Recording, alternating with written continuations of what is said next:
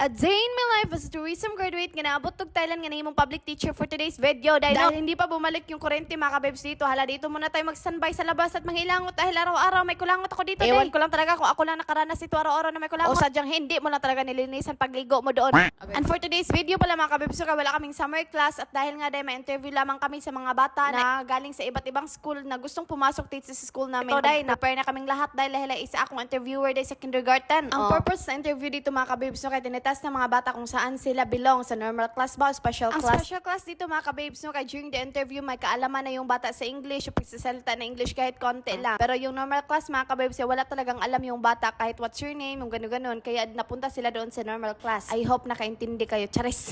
Fast forward na tayo dito mga kababes. So pagkatapos namin doon sa interview, kaya lumabas na kami at kumuha lang kami ng pagkain at nakapag-decide kami na dito na lang kami kumain dahil kaya tinugnaw ng Disney Princess. At pagkatapos namin kumain mga kababes, so kaya nag-decide na lang din kami na umuwi dahil nga wala naman kaming gagawin doon sa school dahil nga hindi kami makaprint dahil wala pang kuryente. At ito pala yung resulta mga kabibs, no, dahil sa malakas na ulan kahapon na tumba yung malaki na puno at naguba pa yung sakyanan na aming direktor. At habang naghihintay kami dito sa aming driver mga kabibs, video muna ka. Sinabihan ko na talaga ito yung kaibigan ko na hindi, nalaga mahiya kay baka araw-araw siya makita dito sa video at baka mahimo pa siyang at kunin pa siyang ambassador. Okay.